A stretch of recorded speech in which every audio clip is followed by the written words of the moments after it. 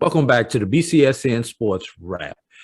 Joining us today is head football coach of a program you may or may not have heard of, Bluefield State College in Bluefield, West Virginia. First of all, for everybody, yes, that's an HBCU. Otherwise, I would not be covering them. That's number one. Number two, they have started football and they're bringing it back right here in fall of 2021. The Bluefield State is the second program in as many years to reignite football, with Florida Memorial in Miami Gardens, Florida, bringing football back last year. But enough about those other schools. We're here to talk about Big Blue, Bluefield State. And joining us today from Bluefield State is head football coach Tony Coaxum. Coach Coaxum, how are you doing today? I'm blessed, brother. I'm all well. I'm excited about what we have going on here and excited to talk to you. And I appreciate you having us on. All right, Coach. Football. Obviously, football, especially for us HBCU alum, is king. Outside of my degree, going to the football games was the highlight of, well, not the highlight, but one of the highlights of my tenure on the campuses that I've attended.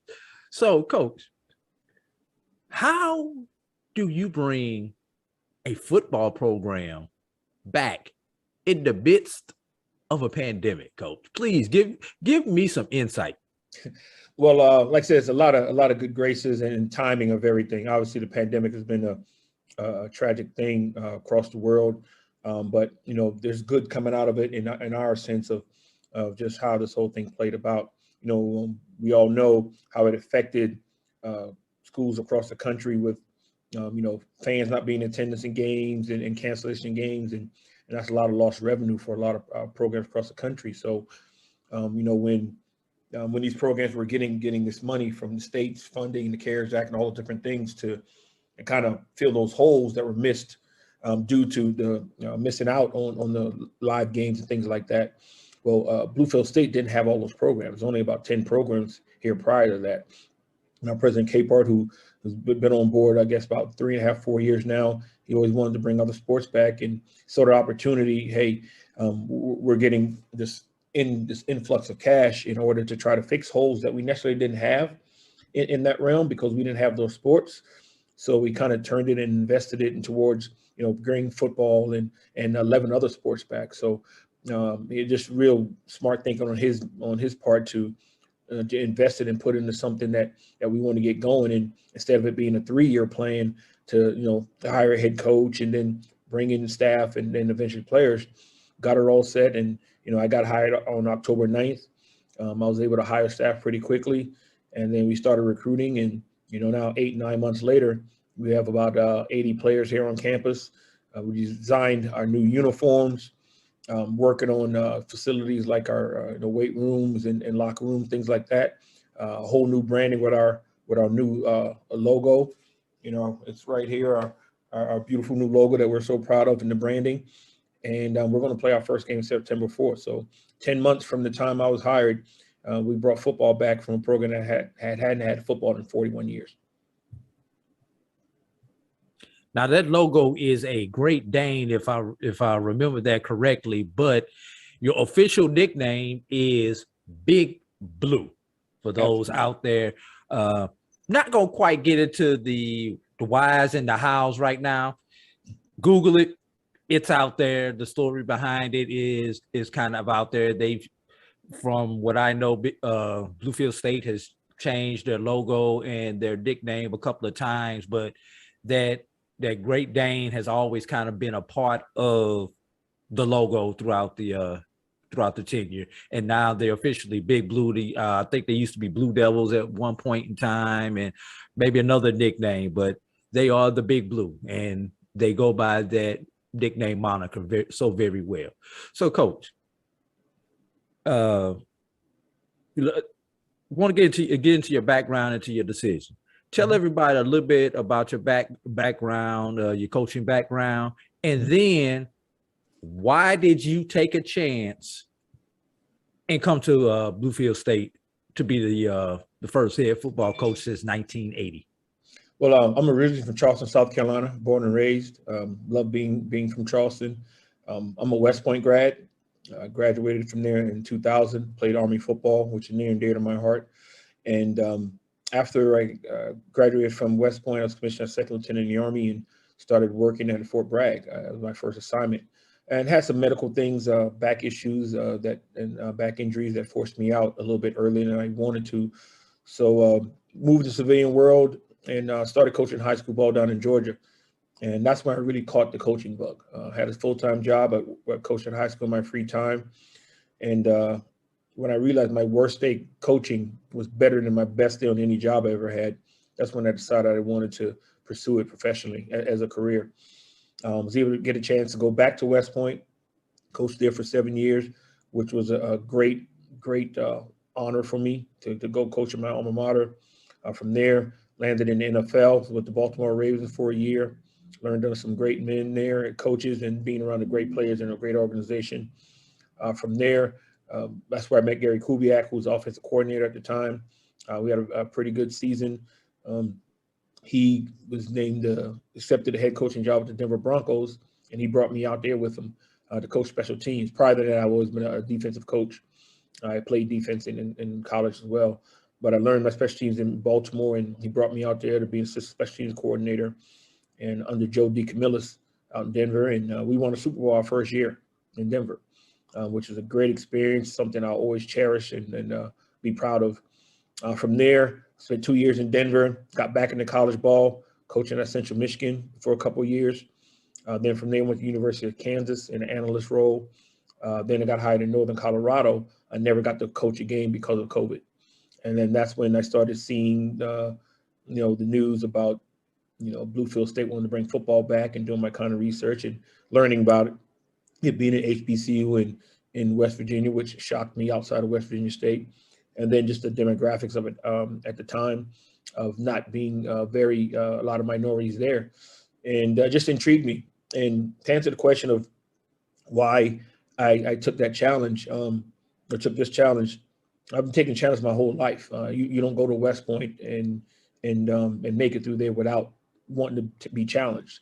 I've always believed in my ability to be a head coach, and this is an opportunity after talking to President Capehart and Athletic Director Price. We had a lot of the same things in common, and how we wanted to do things, and our mindset and the underdog type of mentality. And they believed in me, and I believed I was the right individual for this job to build it from the ground up. And what better way to put an imprint on a program than to build it from the get-go? You know what I mean? And everything about it is from your mindset and your staff's mindset, and it's like just empty clay. And a lot of people would take that as I don't know if I want to take that as my first job, but I didn't look at it that way. I thought it was the perfect opportunity for me to build a program exactly how I think programs should be built, and bringing the right type of coaches and players to do the things that we exactly can do. And again, do something that a lot of people won't be able to say, that, hey, we were there from the get-go and build it from the ground up. And like I said, 10 months in, we're very excited about the direction we're going, and can't wait to get going in September. All right, Coach, correct me if I'm wrong. You said you won a Super Bowl in Denver. That would be the Peyton Manning Super Bowl with Denver, correct?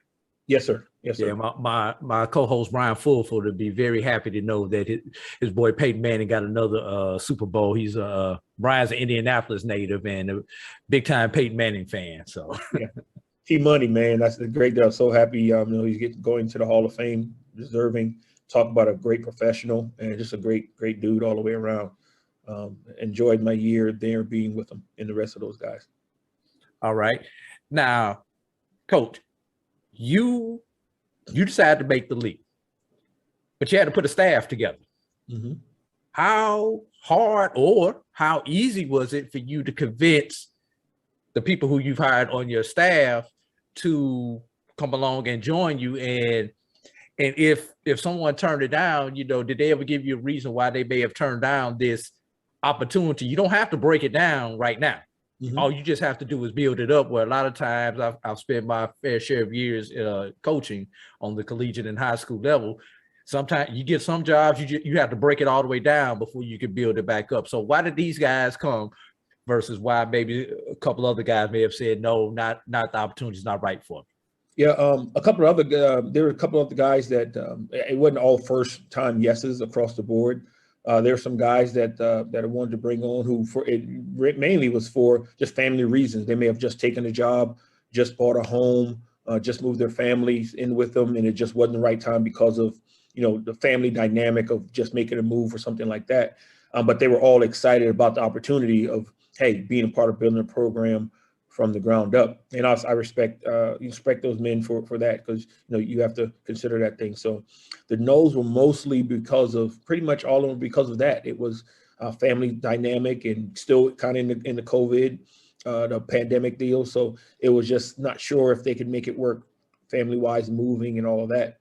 But the men that are here, it wasn't as difficult when it comes to that sense, because I didn't really necessarily where I thought about building the staff, it wasn't focused on, the X's and O's. All my coaches that are on the staff are great teachers and great coaches, and that's what you expect, or you wouldn't talk to them and bring them onto your staff. But what I focused on is their leadership ability, their ability to mentor, their ability to groom and care and basically love. Got to have a desire to love young men. And genuinely care about them and have that family type environment, because that's what we're all about. Again, I come from West Point and from the Army football world, and our brotherhood, there's nothing like it. And I'll say that it's one of the strongest things. I mean, again, I'm a Kappa man as well, and that's a great bond. But when it comes to football, my Army football brotherhood is something that I hold very near and dear, and I'm trying to build that type of brotherhood here. And it comes from a genuine place of love. So that's what I focused on. So when I reached out to these gentlemen, that's what we talked about. How do they go about developing and leading and mentoring young men? And once I got comfortable with that, I hired my offensive coordinator, my defensive coordinator. And again, I'm not a micromanager. I let those guys hire their staff. I recommended a couple guys here and there, and in some cases they took them. The guys that I recommended, but it was okay. You go hire the guys on your staff, and I'm very excited and proud of the men we put together, because without this staff, we wouldn't have been able to do what we have to. There's a bunch of guys that are self-starters. I have about 3 or 4 guys that are in their 20s that are dynamic coaches and leaders at such young ages, and are going to be great coordinators and head coaches one day, and because we all believe in the same thing. And one thing you said about convincing, it wasn't about convincing. And it's the same thing with the players. I don't try to convince our players to come here. I didn't convince any of these players to come here. I gave them what we were about, what we were trying to do, and let them make a decision. And my ultimate thing was, here's what we are. Here's what we're about. Here's the things we're going to bestow on you. And if you want to come be a part of it, great. If you don't, that's fine too. I want you to, my bottom line is you go somewhere where you get the education that you need, get that degree, and get to play the game you love. And if you do that, I'm going to be just as excited if you go somewhere else, whether you come here. Because bottom line for me, it's about the development and the growth of these young men in this profession. Our number one job is, we're going to be judged by winning ball games. I know that. But my ultimate goal is every young man that I coach, and it's been this way for as long as I've been coaching, I want to develop them to be the best husbands, if that's what they choose to be, best fathers, what they choose to be, and just great leaders and positive people when they become adults. And the things, by doing that off the field, we'll get that to translate on the field, because it correlates. And football field stuff is easy because that's what they love to do. But when you get them to focus in the classroom and in the community on doing those things, that translates easily on the football fields, and that results in wins. So those are the things we focus on, and that's what's going to help us be a successful football program on the field as well. So now, Coach, outside of putting together a coaching staff and finding players, what else goes into building a first-year college football program? And give me that one thing that the average fan doesn't know that goes into building a program from the ground up. Oh man, it's the logistical stuff. Going to a program as a coach, you don't necessarily think about the fact that, when it comes to equipment, you just, hey, go to the equipment room, they got this stuff, and, it's there, and they go about it. Well, we literally have to order all those things. And, it's equipment, it's the travel, it's the, the training room. So you're involved in so many different things that you kind of take for granted when you've been in programs that have been established.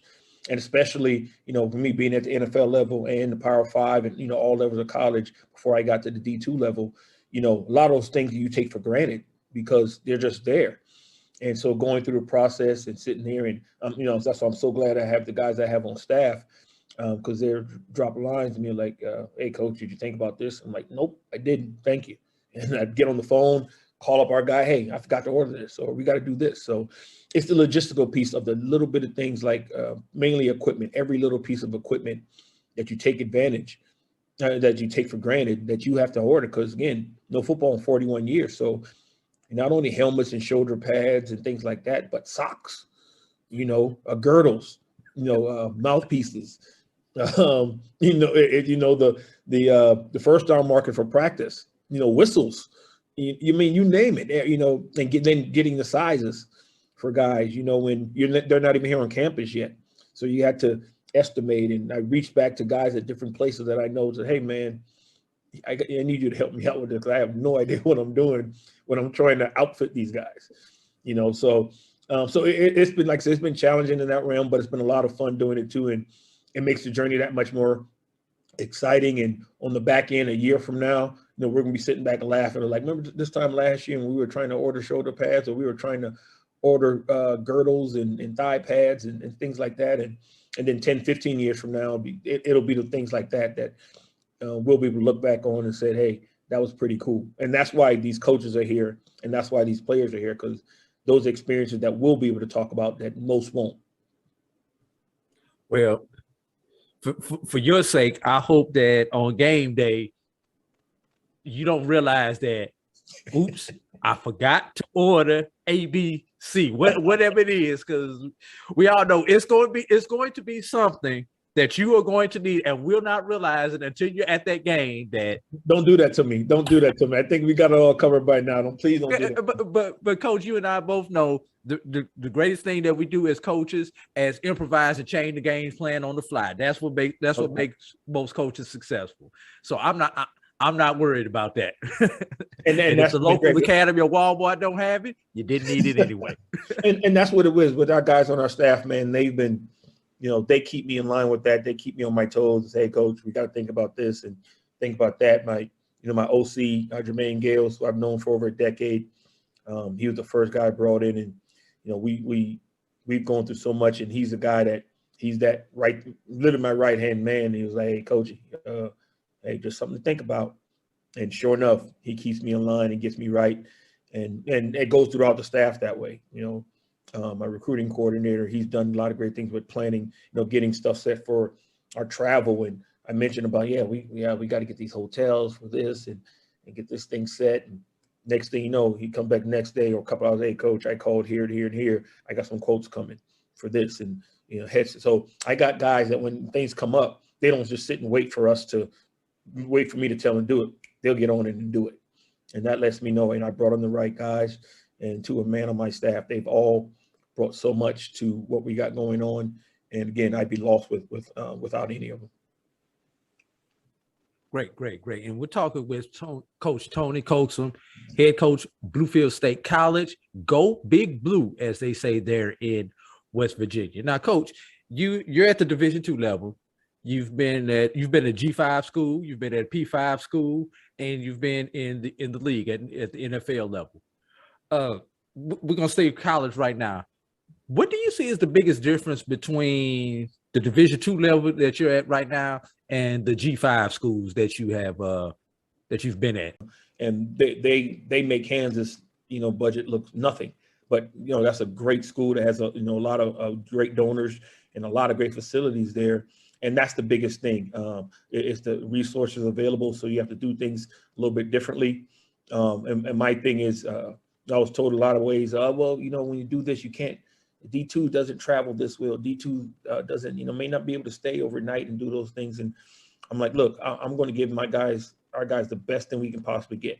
Are they going to be able to do everything we did at Kansas? No, we don't have all the resources, but we can get as close as we possibly can if we just try to break out of the realm of, well, this is what D2 football does. Because guess what? Our players are just as, the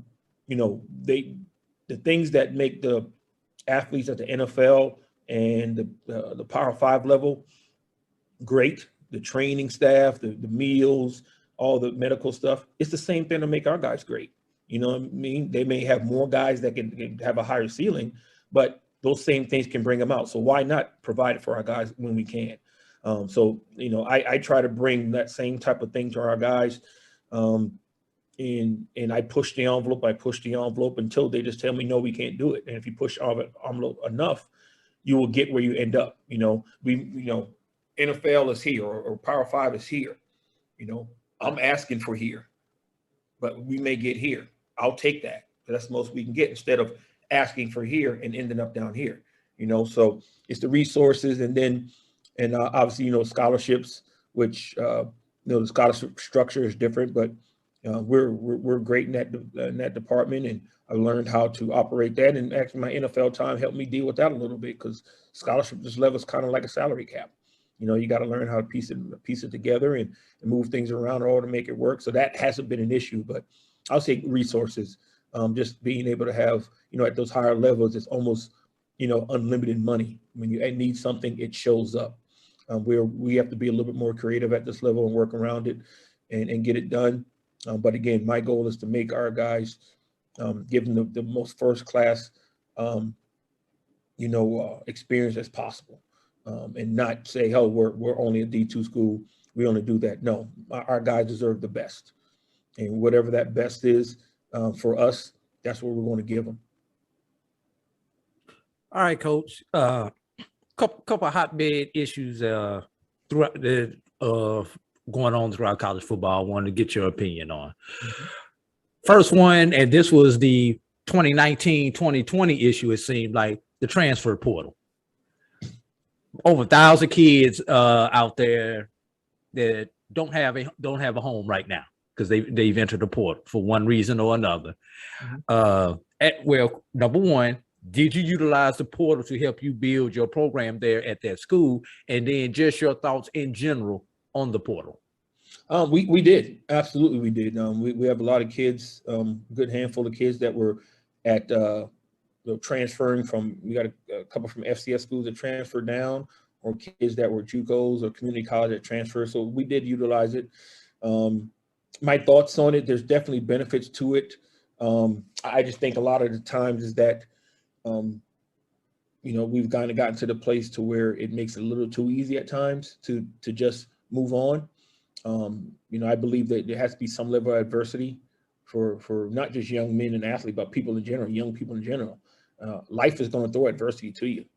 And sometimes you can't, when you're an adult, you can't jump in the transfer portal and change your circumstance. So you got to learn to fight through it. But for the most part, I think it just allows an avenue for people to, hey, guys may and gals and just athletes in general will choose certain places for some of the wrong reasons and not really think it out or whatever. And it gives them that ability to kind of, get to a situation that's best for them. And I think that's the benefit of it. But yes, we utilized it. And part of the reason the transfer portal, as it is the roster we have in this regard, that it got so loaded due to COVID, where everybody getting an extra year and kids getting into it, that it just pushed a lot of things down. Those kids that would have gotten the fringe Power 5 or the group of 5 offers out of high school, colleges, coaches would just go to the portal and get a kid that they know that they've seen play, that they know can play at the college level, and brought that kid in and have him for 2 or 3 years. Then get a high school kid that they may not have seen since junior year because of COVID and not playing into the spring, and it's just less risk. So those kids were on the fringe of those D1 offers, group of 5 and Power 5, they get pushed down to FCS, and those kids that would have got FCS offers, that naturally pushes them down to D2. So we have some kids on our roster that in a normal year would have been FCS players. So we were rewarded in that way, And I got a feeling for another year, we're going to see the same thing because it's going to take a little while for the portal to kind of thin out. So it's benefit us on both ways, where we've got a couple kids from the transfer portal to come and play for us. And just the whole essence of how stacked the transfer portal is right now. There's a lot of high school kids in there that were kind of left without homes that should be playing in Group 5 and maybe fringe Power 5 that we got here because that we presented the best opportunity for them to play and showcase their skills. Now the portal were the big issues in 2019 and 2020. 2021 is all about name, image, and likeness, NIL. So how does that play into your building of your program at Bluefield State? We're aware of it, and our thing is we just want to get educated on it. Our compliance staff is doing deep research to make sure we have all the ins and outs on it. And our number one thing is to educate our student athletes on what it truly means. Because again, there's a lot of misinformation out there. There's a lot of information or a lot of perceptions of it that applies greatly to, say, the D1 schools and the group of the Power 5 schools, and it's not the same for our school on our level. It's just not going to be, So our biggest thing is just try to educate our student athletes to make sure that they don't do anything to jeopardize the eligibility, because it can still be jeopardized if you use a school's image, if you use the school's name and things like that without their permission, and you can still get your eligibility lost. And the rules are just kind of per school right now. It's not a one uniform rule, and that's not being necessarily told to these young student athletes. So that's what we're trying to do to protect them, to make sure they understand the rules that apply for, in our case, for Bluefield State.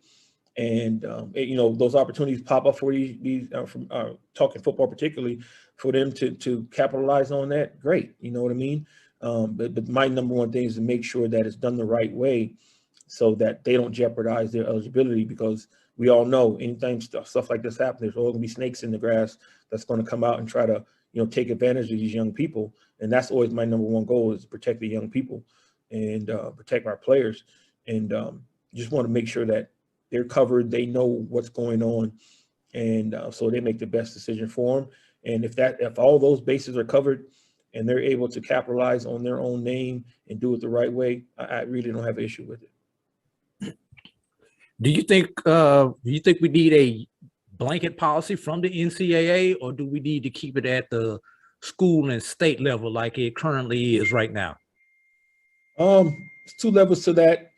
They need to. I think it needs to be some level of uniformity, because again, if it's just at school and state, then that's when the whole different outways of the recruiting advantages pop up. You know what I mean? Simply because this school is letting you use their name and the school's not, it changes things. But it needs to be some level of uniformity, just so everyone can figure things out and how to do it the right way. Because again, the bottom line should be what's best for the student athlete.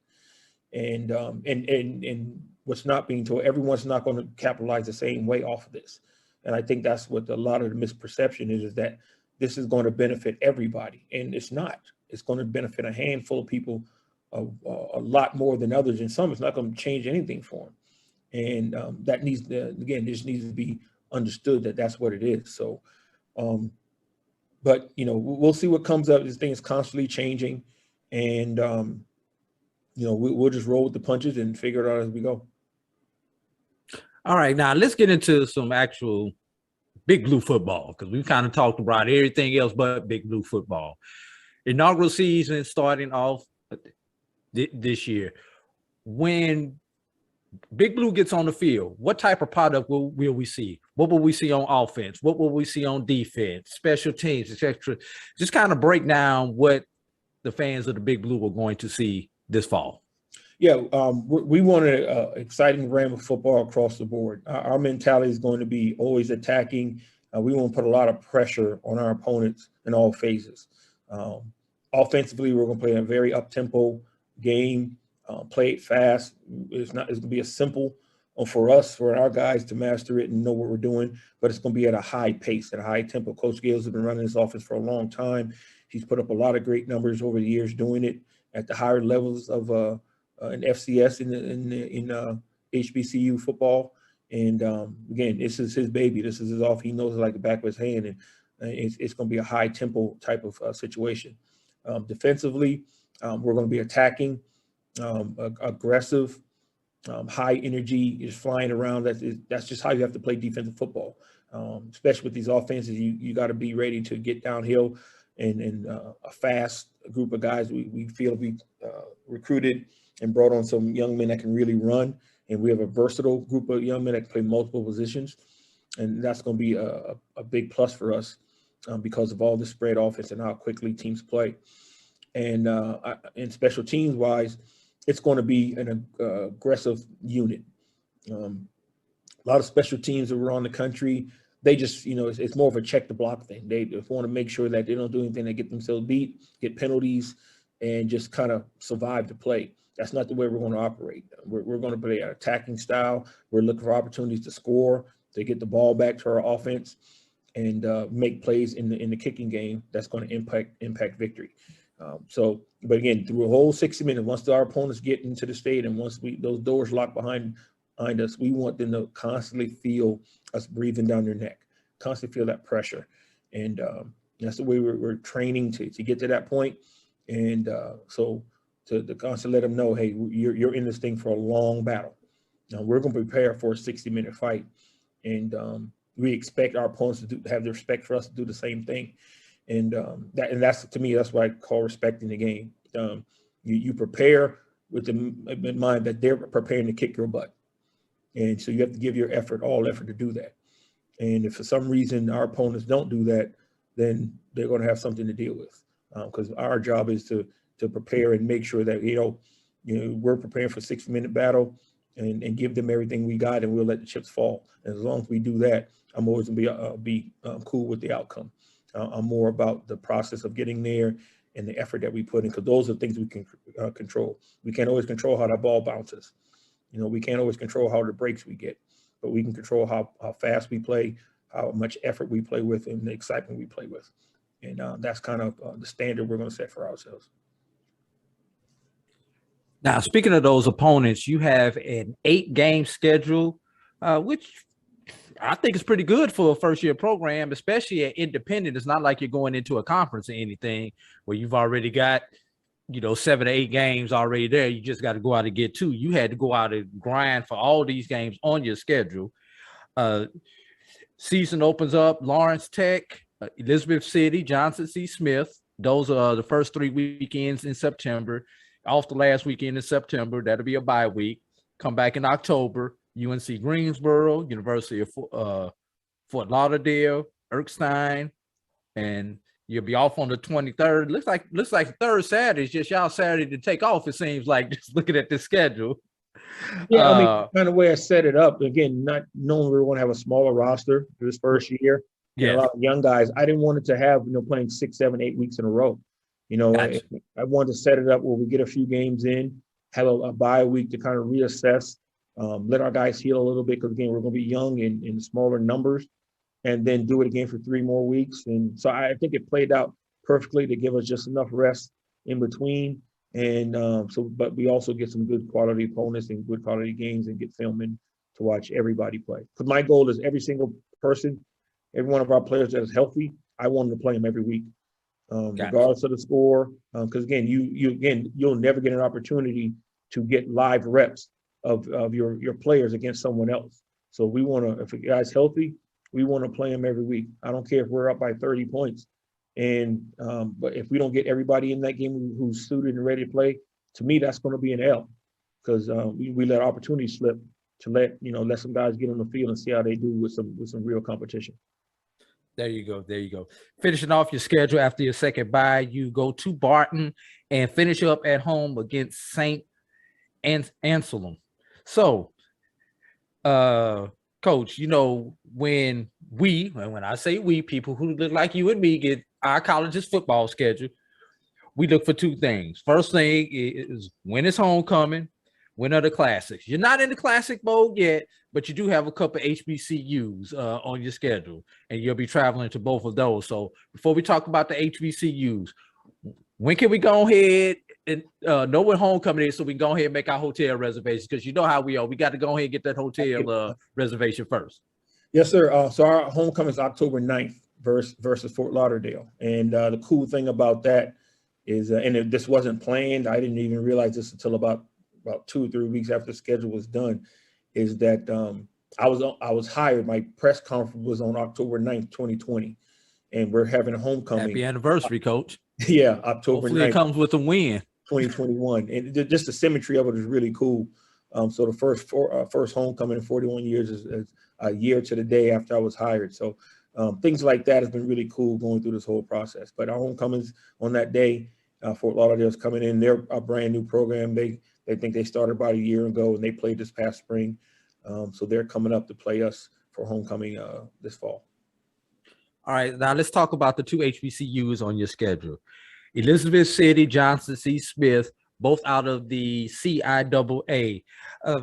Talk about they obviously these guys help you out by agreeing to schedule games with you. So just kind of talk about the relationship and the importance of having fellow HBCUs on your schedule, especially considering you're not only an HBCU independent, you're a Division II independent. Mm-hmm. Yeah, it was really going through the schedule again, and my staff did a great job of just reaching out to different connections and calling people on staffs that they knew, and I got these two done pretty quickly. Both were very interested in playing us and getting it set, and really enjoyed. I really like the fact that we get to go there because one, it allows our faculty, our administration to see what an HBCU game day experience like and on the road. So that'll be good. And then, particularly Johnson C. Smith, Charlotte's only a couple of hours away from us, about 2.5 hours. And we're playing that a night game. So I know that's going to be a lot of fun in Charlotte at night, and just to get to see those environments. So both of those coaches did a great job of working with us and making it happen. We actually have a home and home with Johnson C. Smith. They're coming to us to open the season next year in 23. So that was really great, and we're excited to play all these guys.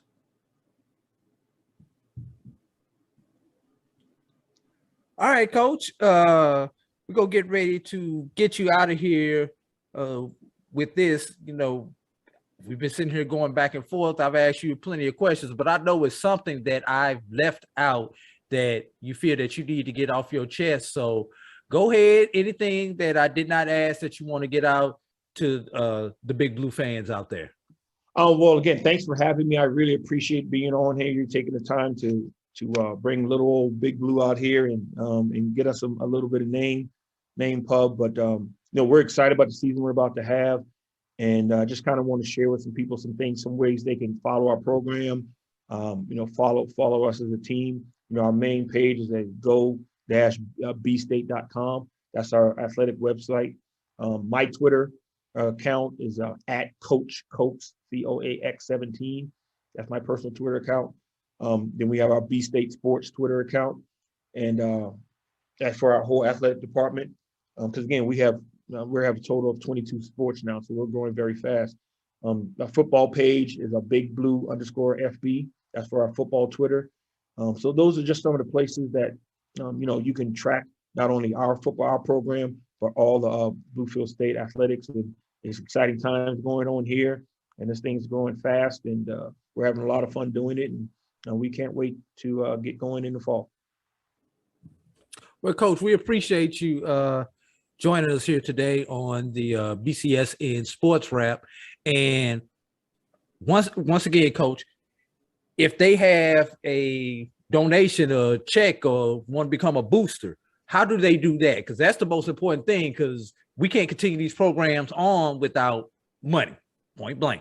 Cash App, Google Pay, Apple Pay, PayPal, old-fashioned check, whatever it is. Just not the $100 handshakes.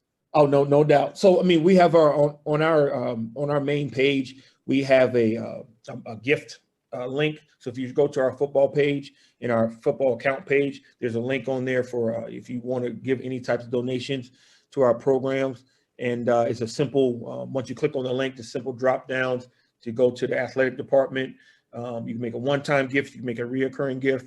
You go to BSC Athletics, and then from there you can pick a particular sport, or if you just want to give the program as a whole. So it's a very simple process on our football page and our main school page, where if anyone is interested in donating. Once again, Coach, we thank you for joining us here today. And for Coach Tony Coaxum, this is AD Drew, BCSN SportsWrap. We'll be right back after this message. But my beats, they are hard.